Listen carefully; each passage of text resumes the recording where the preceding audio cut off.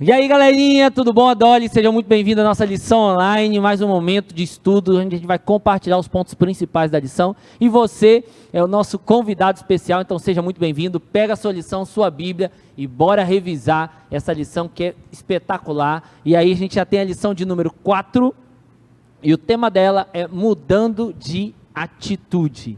Beleza? E aqui nós estamos com os nossos convidados mais que especial, alguns deles você já conhece, mas eles vão se apresentar mais uma vez para você não perder o time do negócio, né? Vamos lá. Sou o Davi, tenho 13 anos. Daniel, 12 anos. Sofia, 12 anos. Clara, 13 anos. Você viu que a galera aqui já está mais desenrolada no microfone, a gente já está pegando o jeito do negócio e aí o povo já vai pegando o microfone até sem vergonha, né? Desse jeito. Mas eu queria te convidar hoje para começar a nossa lição abrindo a sua Bíblia lá em 1 Samuel, capítulo 4, no versículo 1. 1 Samuel, capítulo 4, verso 1. Olha o que diz a palavra de Deus. A palavra de Samuel veio a todo Israel. Israel saiu em batalha contra os filisteus e acampou em Ebenezer. E os filisteus acamparam em Afeca. Olha agora o verso 10, o que acontece. Versículo 10. Os filisteus então lutaram e Israel foi derrotado e cada um fugiu para a sua tenda. Foi uma grande derrota, pois foram mortos de Israel 30.000 homens. E aí o verso 11 eu não vou contar agora, mas daqui a pouco você vai descobrir o que estava acontecendo, certo? Mas vamos começar? Vamos começar entendendo um pouquinho do que está acontecendo, entendendo um pouquinho do que já aconteceu com a gente, como isso se aplica à nossa história. Daniel, você é o nosso primeiro hoje, né? A lição traz como título Mudando de Atitude, né? Teve algum momento da sua vida que talvez você pediu ou esperou alguma coisa de Deus e você não teve e você percebeu que talvez precisasse mudar de atitude? Compartilha com a gente um pouquinho disso aí. Sim, já teve uma experiência já. Então conta pra gente. Dá pra contar? Rapidinho. Tinha acabado de entrar no colégio militar, aí acho que é a primeira ou a segunda prova. Aí eu pedi para Deus me ajudar na prova, porque... foi a segunda prova, porque a primeira não tinha ido muito bem. Aí, nessa segunda, eu também não fui muito bem. Aí, foi passando o ano, eu percebi que eu tinha que estudar mais para conseguir tirar a nota que eu queria. Né, não adiantava só pedir em oração, né? Tinha que fazer a sua parte, né? É isso aí, rapaz, é isso aí, bem contextualizado. Mas, gente, se você parar para perceber, o povo era chamado povo de Israel, era o povo do Deus vivo. Só que ter o título não resolvia, porque eles tinham que ter um comportamento que condizia. Durval, ou Davi, o que foi que o povo pisou na bola aí? Conta pra gente, compartilha com a gente um pouquinho. O povo já não estava seguindo o que Deus falava, já estava num caminho diferente, já estava seguindo outros deuses, né? E por achar que tendo a marca da aliança já era como ter uma vitória, acabava que colocavam toda a sua confiança na marca da aliança. E para a guerra levaram mais uma vez, mas acabou que não saíram vitoriosos. Estavam mais cheios de si do que da presença de Deus, né? Sim. Então, ser chamado povo de Deus não é determinante se você não vive na presença dele. Hashtag pega a visão, viu? Menino, hoje eu tô craque no negócio. Sofia, você já viu que o povo vacilou. E agora? A gente sabe que quando a gente faz uma escolha, a gente tem uma consequência. Qual foi a consequência? E aí está o segredo do verso 11, que eu não li com você, né? Eles estavam em guerra, perderam, mas além de perder a guerra, eles perderam mais uma coisa que era importante. O que eles perderam? Como o Davi disse, né? Eles fizeram escolhas erradas e eles estavam soberbos, né? Porque eles achavam que porque eles tinham essa aliança com Deus, eles já tinham ganhado a guerra. Mas eles não fizeram a parte deles. E daí, quando eles fizeram essas escolhas erradas, eles acabaram perdendo a Arca da Aliança. E a Arca da Aliança, ela não era só uma arca, ela representava todo essa relação, essa aliança que o povo de Israel tinha com Deus. E com isso, eles perderam essa relação. Então, muito bom, isso aí. Clarinha, perderam, vacilaram, mas o que Deus esperava agora deles? O que Deus pedia para eles, talvez nesse conserto aí que precisava acontecer? Deus estava muito triste com essa situação toda, eles ter perdido a Arca da Aliança, e ele pediu para que deixasse esses deuses deles, largasse de mão e voltassem para ele.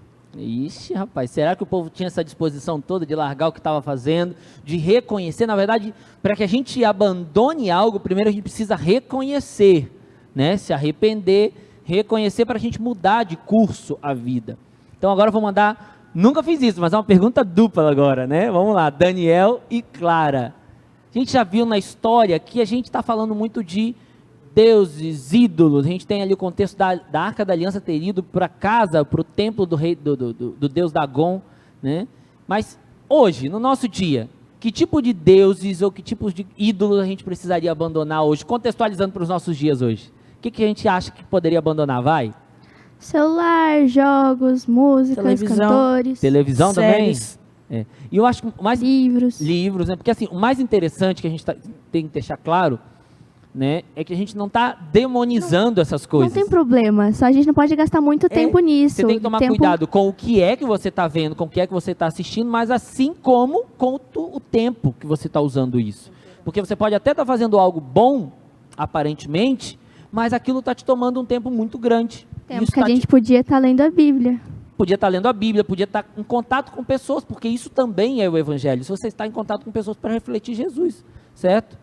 Mas é interessante, você viu que a gente precisa o tempo todo ficar, refletir sobre aquilo, o destino, ou o caminho que a gente está tomando na nossa caminhada cristã. E talvez uma coisa que o povo precisava no contexto da lição que a gente está estudando. Mas, Durval, vamos lá.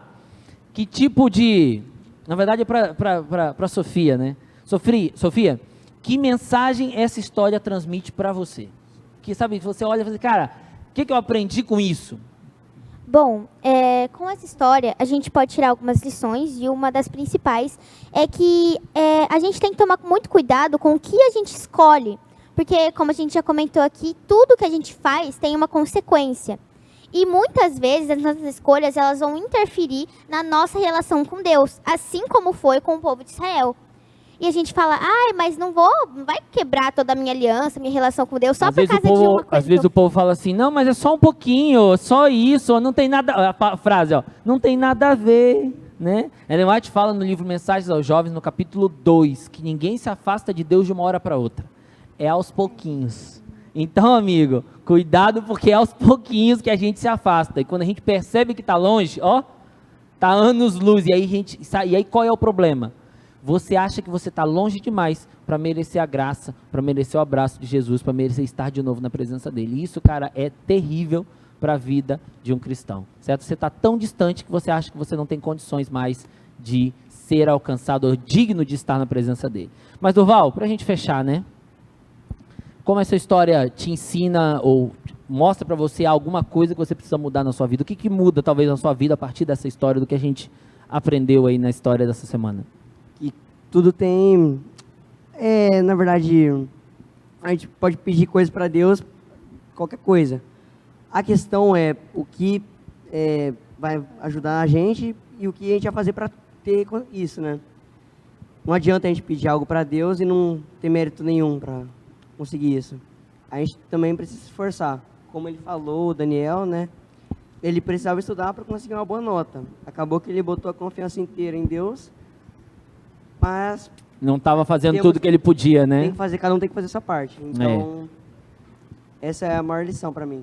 Exatamente. Então, assim, foi o que eu falei no início, né? Ser chamado o povo de Deus não traz para você privilégios, mas traz para você responsabilidade. Quando você entende isso, se você está em alguma situação errada, fazendo algo errado, ou alguma coisa, sabe que você olha e fala assim, poxa, Deus não se agrada disso. Amigo, a lição está dizendo claramente, isso influenciou o povo, influenciou aqueles que eram os filhos do sacerdote, que eram os líderes da época. Então, assim, amigo, você acaba virando pedra de tropeço para os outros.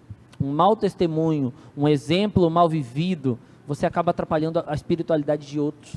Então, cara, você se torna responsável também por outros espiritualmente. Então, não adianta ser chamado povo de Deus, você precisa saber que você tem uma parte nisso, e você é parte ativa para refletir o carinho, o amor e o caráter desse Deus, certo?